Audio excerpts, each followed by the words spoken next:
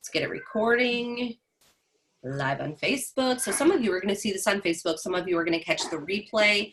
That is wonderful. If you are watching on Facebook, would you please say hello? We want to know who's seeing this, even if you're watching the replay. And then those of you that are hopping on in the live broadcast who are registered, if you aren't registered and you're seeing this, you can go to bartonwebinar.com, and I will type that in the comments here shortly. But that's where you can register for these webinars. You can get a link to our past webinars and find out, about all of the things that we're doing concerning type 2 diabetes, which is a lot. That's our kind of our mission field. That's where we feel called to. That's where we're doing all of the things. So, all right, let me get this shared to Facebook here. So say hello when you guys hop in. Let's see. I'm gonna do some typing here.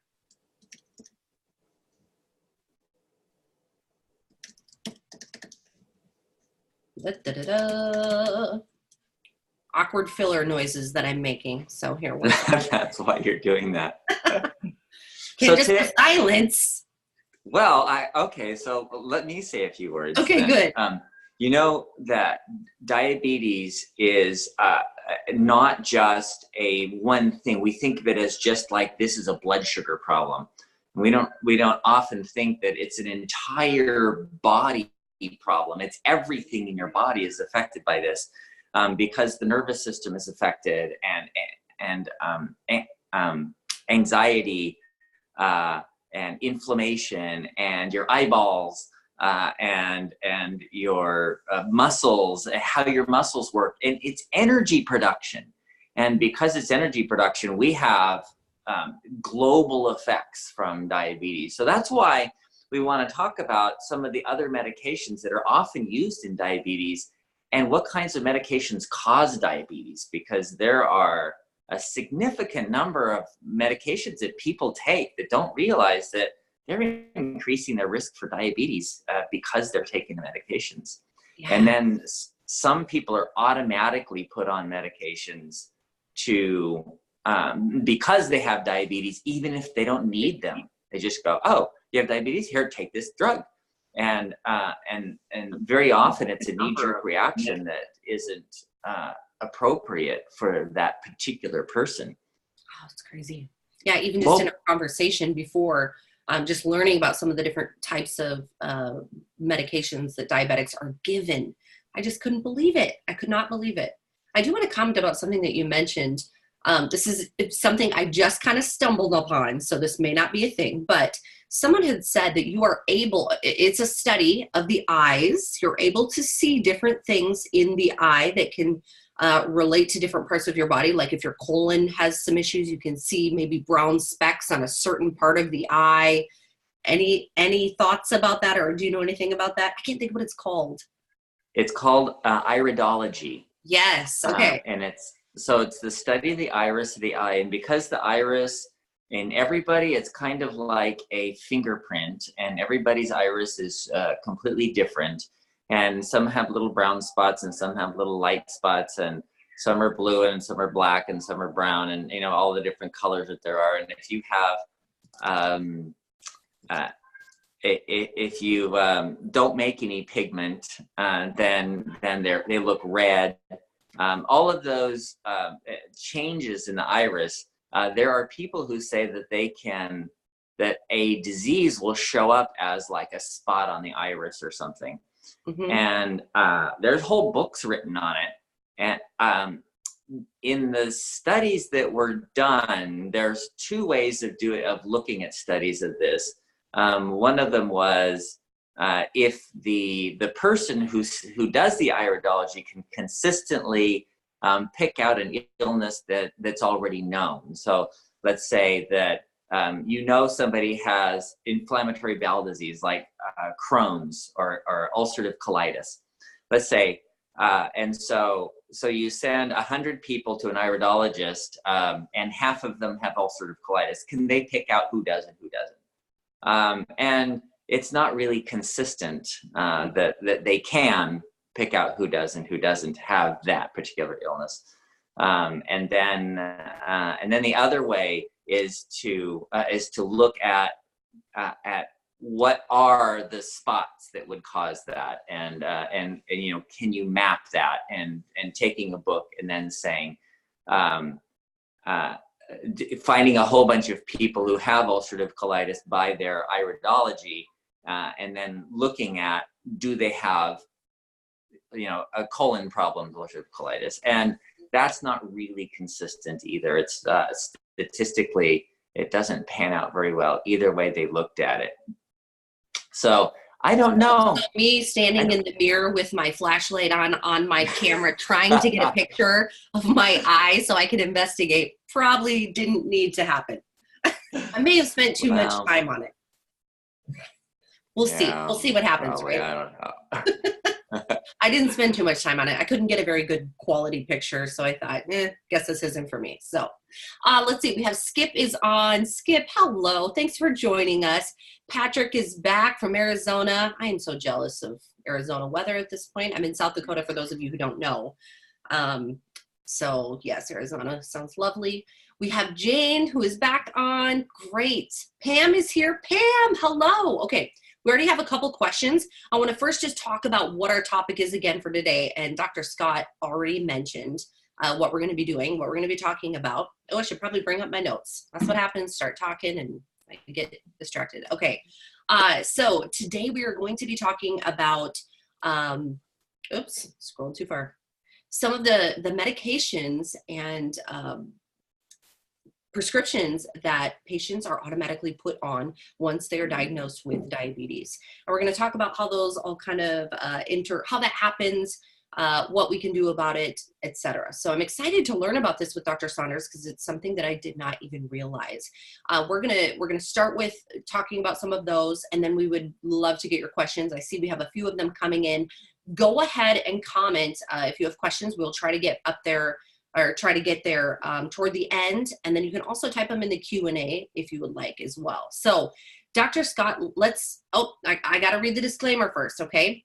So this content has been made available for informational and educational purposes only. So it's not intended to substitute a professional medical person or advice, diagnosis, or treatment. Always seek the advice of your physician or other qualified healthcare provider with any questions that you may have regarding a medical condition. Never disregard professional medical advice or delay in seeking it because of something you have read or seen here. Okay? And Dr. Scott, take it away, sir. Okay, so that advice that we give at the beginning, our disclaimer, it is actually really good advice. And it's something you should think about anytime you get advice, like on the internet or even from your doctor. You have to be really careful that that's true advice, that it's real, because sometimes it's not. For example, some of the medications that we're talking about, if you're like pre-diabetic and you start on some kinds of medications, it could actually cause you to go into diabetes. There's something called metabolic syndrome, which is a sort of a pre-diabetes, where you're becoming insulin resistant, but the blood sugar is not elevated yet. And the syndrome is fat around the waist, is the Apple configuration, where your body type. The waist is bigger than your hips. If your waist is bigger than your hips, then you have that. And so it's abdominal obesity, high cholesterol, hypertension, and insulin resistance. So that combination of factors we call metabolic syndrome. And it's really pre-diabetes. But if you take each one of those symptoms and you start treating them, you can put somebody into diabetes and cause diabetes. So it's not a simple thing like if you treat them, then people get better. People don't get better and often get worse. So it's really important that you know what you're treating and why. For example, the medications that are cholesterol medications that are called statins, and that's because the last part of their name is always statin. There's lovastatin, atorvastatin. Anyway, there's I'm blanking on the other one. They increase insulin resistance by about 24%. And 24%, that's significant. You know, that's a lot of that can put somebody who's already pre-diabetic into diabetes just because you started on that statin drug.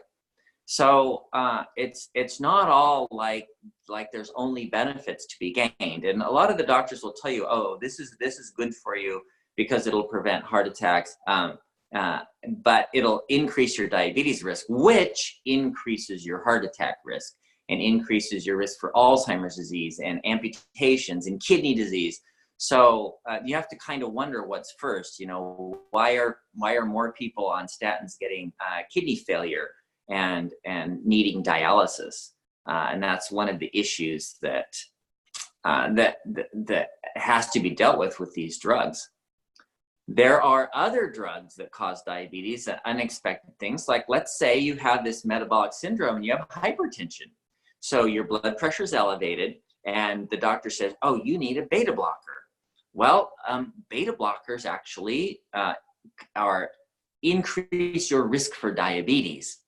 So because of that, then because you're taking the beta blocker, then you get diabetes when you may not have before. So there are a lot of other medications, but that's just for people who are already pre-diabetic, and the doctor's going to give them a medication that's going to put them into diabetes. So those are things to be really careful of, because not all blood pressure medications cause diabetes. And while the statins will induce diabetes, some of the other ways of lowering cholesterol, and I prefer dietary ways, would not cause diabetes. In fact, if you look at the diabetes reversal solution kit, the diabetes solution kit, the way we do it is by lowering your metabolic syndrome. So all of them go down when you do that kit. Your blood pressure goes down, your cholesterol goes down, and your insulin resistance goes down. So you get the benefit of all of them. So you're not creating more problems by taking a medication. Does that make sense? Yes, that does make sense. So, wow. Let's talk a little bit about, okay, so these are all of the different, we can take a lot of different medications that cause diabetes. What about the medicines that we take that we start taking once we've already been diagnosed? Okay, wait, let me go into a couple more that cause diabetes. Things you may not know of, like steroids. People who are taking prednisone because they have something totally unrelated, like bronchitis, chronic bronchitis, or some inflammatory condition that they're taking steroids for, that will induce diabetes as well. Wow. Some acne medications also induce diabetes. And so the glucose levels can go up from taking these drugs, and then that makes more insulin resistance, which then causes more problems. So being really careful what medications you're taking and making sure, because a lot of times the doctors are not aware that most cardiologists don't know that beta blockers cause diabetes because they're cardiologists. They only look at the heart. So they don't know about the diabetes thing. So you'd have to go to an endocrinologist. And so you're going to, 100 different doctors to tell you, okay, what are all the side effects of this medication in endocrinology? Really, it's something that you kind of have to look for yourself and look it up, or find a doctor who knows the risks and benefits of all the medications and weigh what are the risks and the benefits. Okay, so your next question is, what about the medications that you're given because you have diabetes? The diabetes medications themselves often lower blood sugar, but at the same time can increase insulin resistance. So they can cause more problems than they solve in the long run. While in the short run, it looks like they're doing a great job. In the long run, because they cause more insulin resistance, you're more likely to get Alzheimer's disease. You're more likely to get kidney failure and amputations if you take the medications. And that was shown in a very large study, 5,000 people in England, called the UKPDS, United Kingdom Prospective Diabetic Control Study. This study showed that those who took medications, even though they had better control of blood sugar and better control of blood pressure, they had 12% more complications than those who were not on any medications, who had diet-controlled diabetes and had higher blood sugar and higher blood pressure. So other large studies have shown this trend as well, and the doctors just go, gosh, that's weird. That's really unexpected. Oh well, let's just keep prescribing medications. They don't look into it and say, hey, wait a minute, why is that? How could I be increasing the risks of complications by lowering the blood sugar? Well, if you're lowering the blood sugar by increasing insulin resistance, then you're causing more problems than you solve. Wow. And so very often the medications we're given, you have to be really careful of what you're taking. These days, most endocrinologists are giving their type 2 diabetics insulin. Now remember, why do people get type 2 diabetes? Type 2 happens because of too much insulin, too much sugar, too much of everything, too much fat.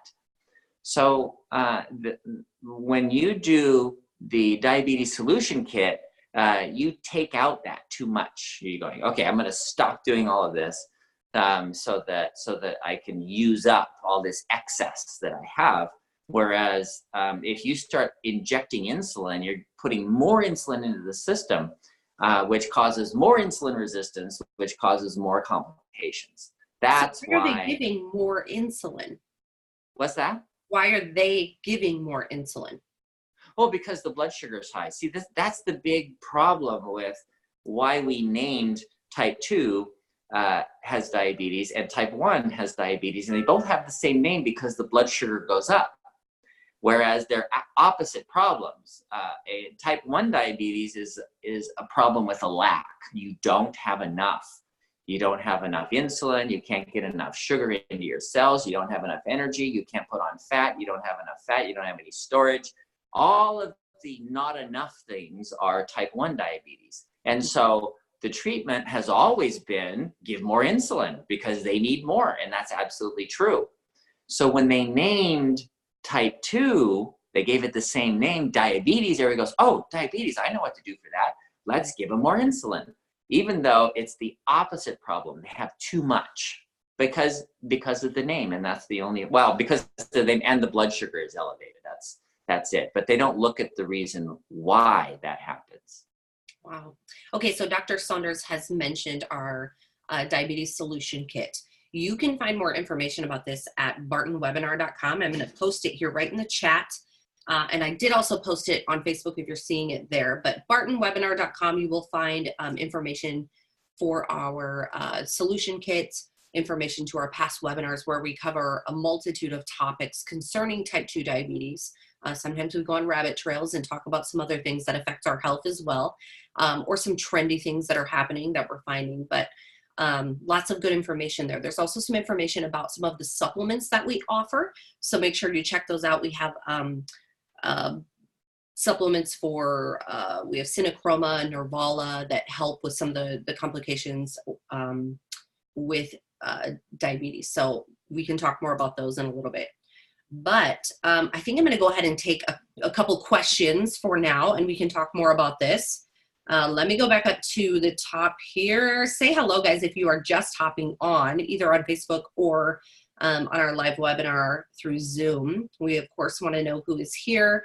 Feel free to ask Dr. Saunders questions. He's here. He's live. This is a great time to ask. We will try to get through as many as we can.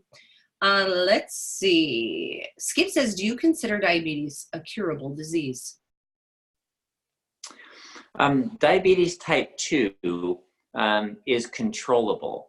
And the reason you don't say curable, because it's so easy to go back into it. If you have a genetic predisposition to diabetes, and which not everybody does. You know, some people can just tolerate a whole bunch of carbs and they don't get diabetes, and other people on a relatively small amount get diabetes. They just produce more insulin and get insulin resistant more easily. So once you get diabetes, you pretty much have diabetes. And the way to look at it is it's under control, because if you stay cured and then you go back to eating the way you were before, you get it back again. It just comes back. So the reality is it's controlled. Now, type 1, there are cases of the pancreas working again, in which case that's cured. So that can happen. Type 2 it's better to look at it as controlled, because it's something you really have to deal with all your life. That's a good word. I like that. Controlled. Okay. Pam, this is a good question. Dr. Scott, this is Pam McNally. She's awesome. She's been on a lot of our webinars. She's done some testimonials for us. Just a really neat lady, and she's done had some really great results. A friend who was a dietitian is telling me I should take 20,000 to 25,000 units of vitamin D3 daily due to the grief and winter for about 3 months. I thought 50,000 units a week was maximum. Okay. Well, no.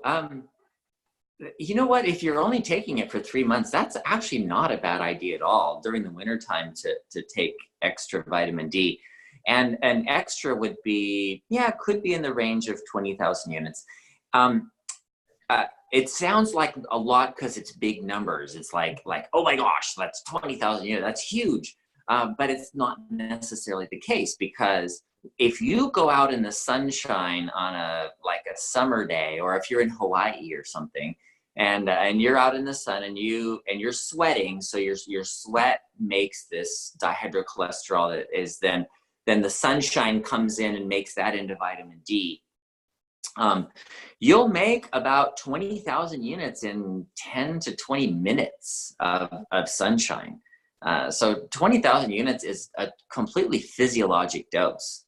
It's not a whole lot at all. And you can take that every day during the winter time. And the reason people often say that is because vitamin D works with the immune system, especially macrophages, to get rid of infected cells in your body. So it's really hard to get viral infections like the influenza or the colds. Colds and flu happen in the wintertime.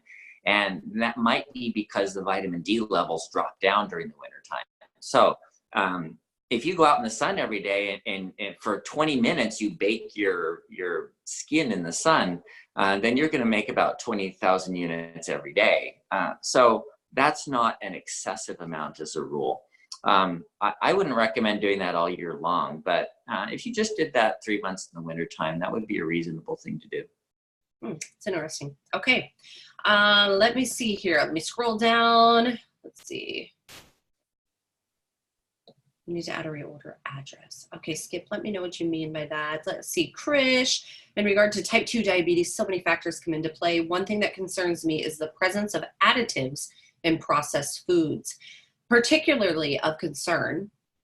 Okay, I'm not sure what this says. Particularly of concern are maybe you can see this, propionates and also diacetyl, which are added to bakery foods, soups, and many other processed foods. The sad thing I hear is that in European countries, they banned use of these, but the FDA still allows them here. They're, hold on, I'm going to read this here. Maybe we could even just discuss that, talk about that, some of the additives and things that are put into our foods.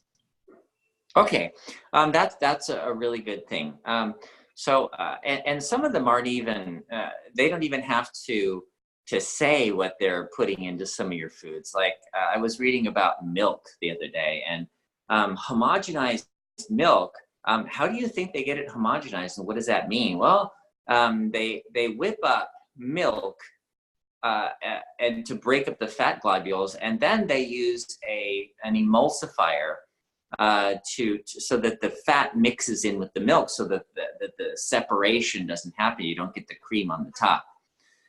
It doesn't float. What they don't tell you is which emulsifiers they're using to put in the milk. And very often the things they use are absorbed into the body. It's soap, essentially. It's certain kinds of detergents that are absorbed into the body, but the body can't process them. So they become toxic over time, especially if you drink a lot of homogenized milk. So, additives like that. And then the ones that she's talking about are various kinds of stabilizers that help things, their shelf life more than anything, so that they don't separate, they don't get BHA, BHT, prevents spoilage, all of those kinds of things, additives that have been banned in Europe. They are toxic, but remember, toxicity does not have to do with the specific chemical. Toxicity is the amount of the chemical. So you have people injecting themselves, or doctors injecting people with Botox, which is one of the most toxic substances in the world known to man. This is like incredibly toxic. And yet people are going every day and paying huge sums of money to have this toxin injected into their bodies, to paralyze muscles. That's what it does. So it's not so much that the fact that things are toxin, it's the amount that you get. And so I would totally agree with her. The way to handle this is to not buy any processed foods. Just nothing. If it comes in a box or a bag or a can or whatever, don't buy it. Just buy whole foods, things that you know. So you get a bag of beans and you separate and take all the little rocks out of it and soak them overnight and boil your beans and make some beans, or buy some salad, or get a sweet potato. That's a sweet potato. There's nothing in there besides sweet potato. So that then you don't get any additives, because it's true. They did some interesting research on organic. It doesn't make a difference if you eat organic versus not. Do you really get pesticides and fertilizers and stuff in your food? And the answer is yes. And there was a measurable difference of pesticides and additives and toxins from the farming that were found in the urine of people who did not eat organic foods, that ate non-organic. You can't say inorganic, because that's a different issue. So it does make a difference. So the best way to do that is to eat organic. Then you won't get as much of those other toxins, and eat organic whenever you can, and choose foods that are whole. When you buy a carrot, it's a carrot. You don't have to have it you don't have to have a list of ingredients. What's in this carrot? It's carrot. Right. And that can be a difficult thing. I am a working mom, and sometimes you run out of time. And so it's something you really have to think about a lot. You really do have to make time to invest in yourself, to cook, to get good foods. It's really an important thing to make sure that you're doing. A couple little rabbit trails that I wanted to talk about. This might be a good time just to mention sweeteners and some of the effects that those have on our bodies. And then the other question, this is a personal question because I've been reading about this. Well, actually I haven't. It came up on something and I want to know more about it. But I had just read that, a lot of people take Tylenol, acetaminophen, and it depletes the glutathione in your body, I have been told. Is that accurate? Yes. And what is glutathione exactly? Okay. Oh, good question. Okay. Glutathione is one of the most important antioxidants in your body, and it's more than an antioxidant. It helps sulfonate things, which adding a sulfur group onto important things, and it also works in the liver. It works in the liver actually as a detox mechanism, and that's where the Tylenol comes in. So if you didn't have glutathione, then then Tylenol would be extremely toxic. Tylenol will kill your liver in seconds. It's highly toxic to the liver, but because you have glutathione, then that detoxifies the Tylenol pretty quickly, and you don't destroy your liver with Tylenol. It's only when people take too much Tylenol where they overcome the glutathione, where you don't have enough glutathione to handle all of that Tylenol. That's the overdose of Tylenol that people can get. Okay. Then it destroys their liver, and that's where people die of overdose. Wow. Okay. So it's not that Tylenol destroys glutathione, it's that glutathione is used to detoxify Tylenol, so it's being used. Okay. And that's generally okay for most people. The liver regenerates the glutathione from cysteine and alpha lipoic acid, vitamin C can all help regenerate glutathione. So it's not that it's destroyed. It's really just that it's being used. And so taking Tylenol every day can lower your levels of glutathione or available glutathione. Okay, good to know. I get migraines sometimes, and Excedrin works the best for me, and so it's just something I think about. And there's a whole other reason why I'm getting the migraines too. But anyway, so that has been on my mind. Okay, let's see what else we have here. Oh, we're going to talk about sweeteners really quick. I know a lot of people, sweeteners. I've been reading about people who almost get a toxic response to too much sucralose, which people don't realize is Splenda, which is in a lot of drinks. And so I'm curious your thoughts on, the stevias, the sucralose, aspartame, all of those. Yeah. Okay. So sweeteners that are generally sugars. Sucralose is actually a sugar, but because it's a sort of a reverse, like a starch, we don't digest it. We don't absorb it. So it still tastes sweet, but we don't absorb it as a rule. But the bacteria in the intestines can, and so it can affect what kinds of bacteria we have. And if people have leaky gut, then the sucralose can get into their body and cause some reaction just because it gets through the gut into the body. And that's what leaky gut is. And that's why things that are generally considered non-toxic, there's for people with constipation, a laxative. For people with constipation, that is polyethylene glycol. It's a alcohol that's an antifreeze that is not non-toxic because we don't digest it or absorb it. But if you have leaky gut, it can get in and cause toxicity. So some of these sugars, while alcohol sugars, for example, we don't use those, and those are all over the place too. They're putting those in all kinds of things.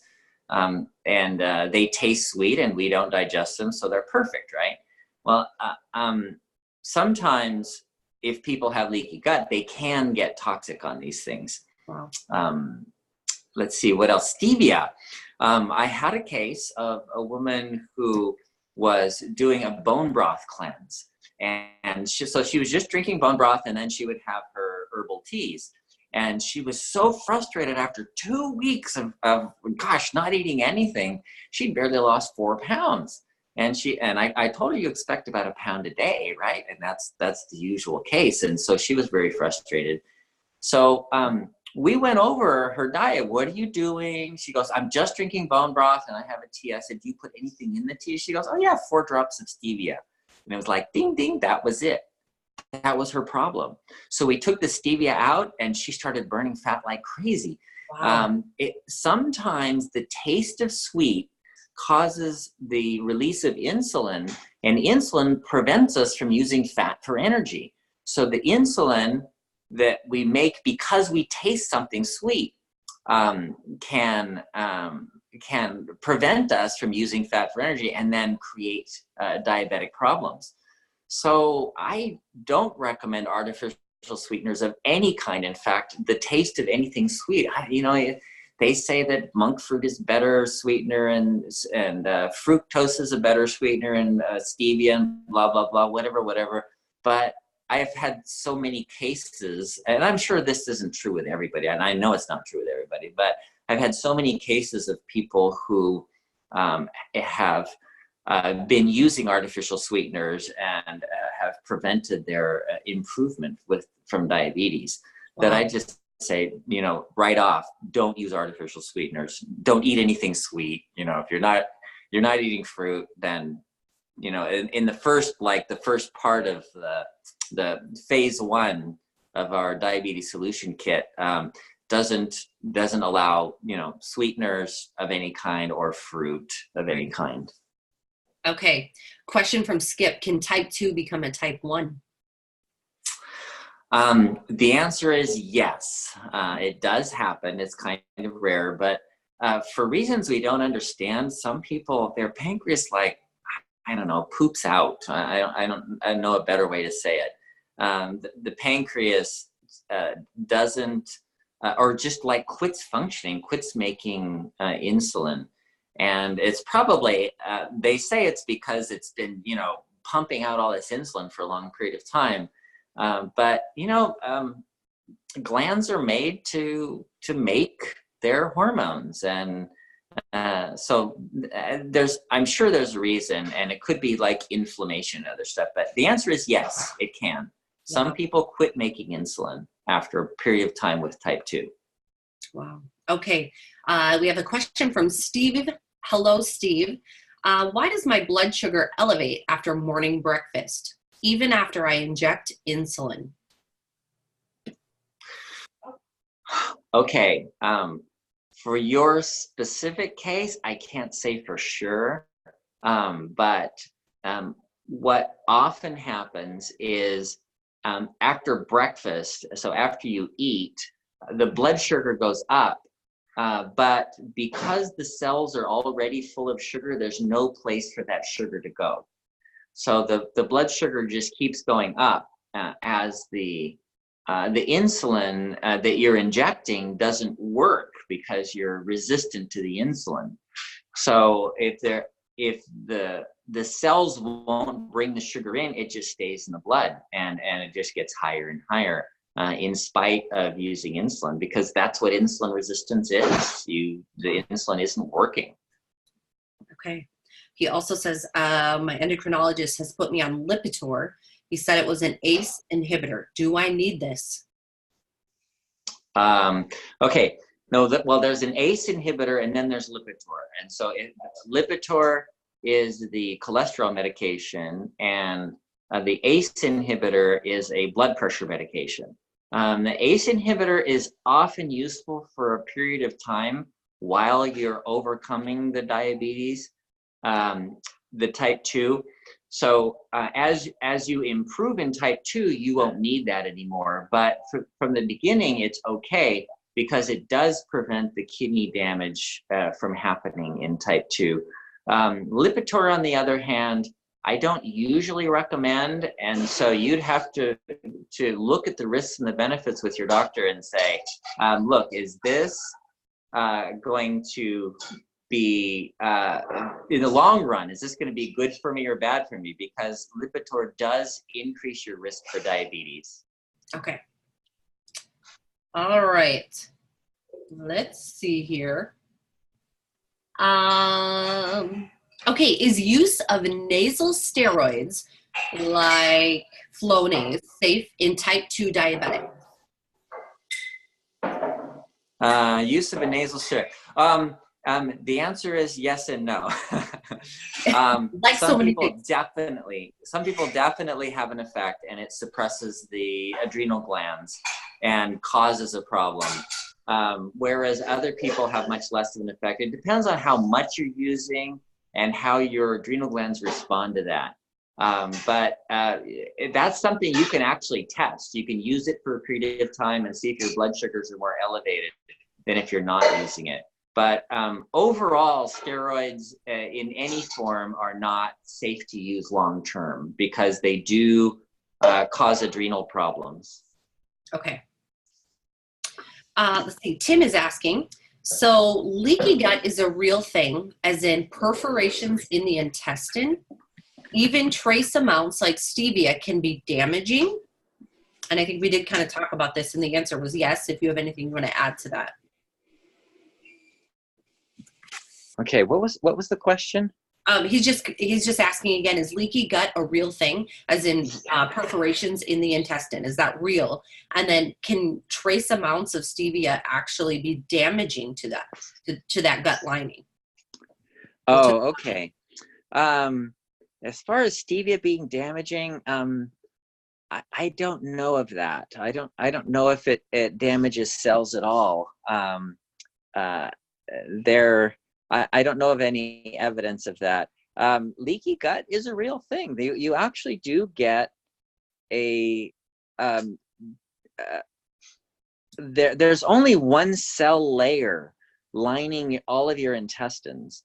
And that one cell layer, if there's holes in that layer, that cell layer is like having an ulcer in your skin that's open to, to the blood. And if you put something in there, then it gets into your blood.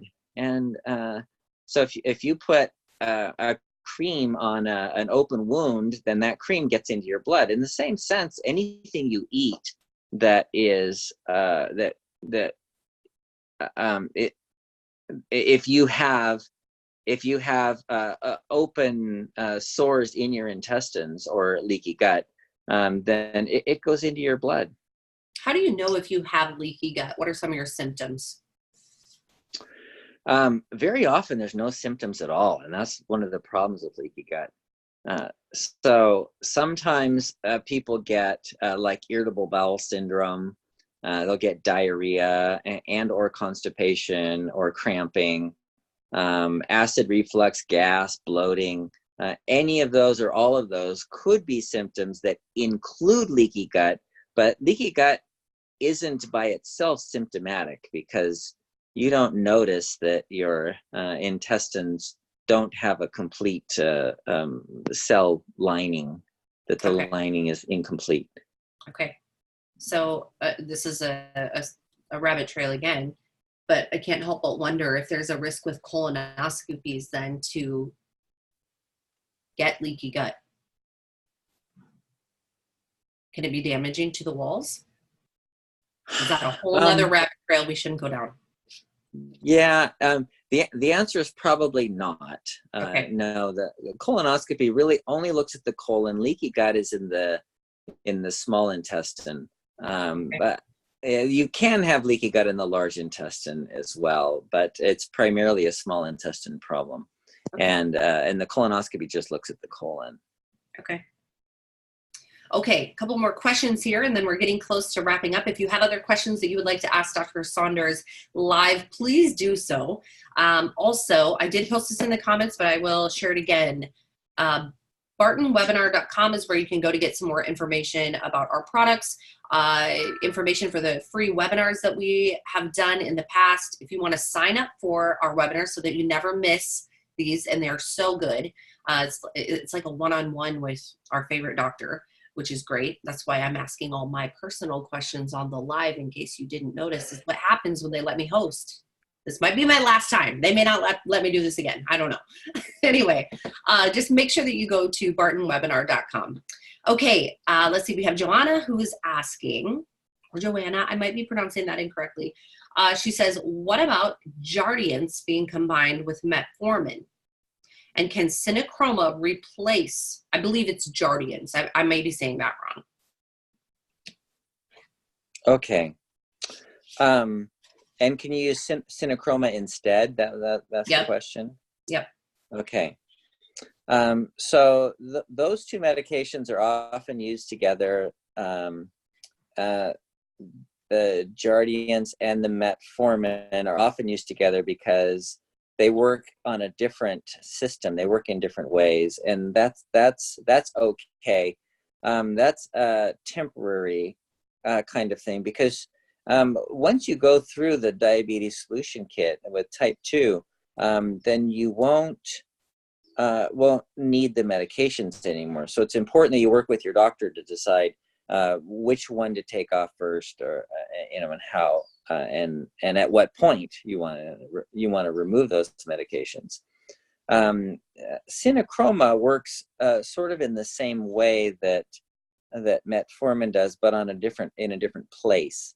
The cinnamon helps to make you more sensitive to your insulin, but at the same time, it doesn't work that well if you're not doing the dietary part. So all by itself, just taking the medications isn't a solution to the problem. The solution really is understanding that you have too much, and what you need to do is decrease all of the excess, to get rid of the excess that you've accumulated over the years, get rid of all the toxins that have accumulated over the years, and by getting rid of the toxins, then you reverse the problem, as opposed to adding more toxins in, which all of those medications are. Okay. All right, guys. I think that is going to wrap it up for us today. Actually, we're going to do one more question. Now, I say that every time, but this really is the last question. Okay. Why do doctors prescribe Invokana 100 milligrams in type 2 diabetics, while its side effects are well documented in type 1 diabetics? Invokana, I believe. Yeah. Side effects are well documented in type 1 diabetics. I'm not sure. Okay. All right. Well, we aren't sure on that one.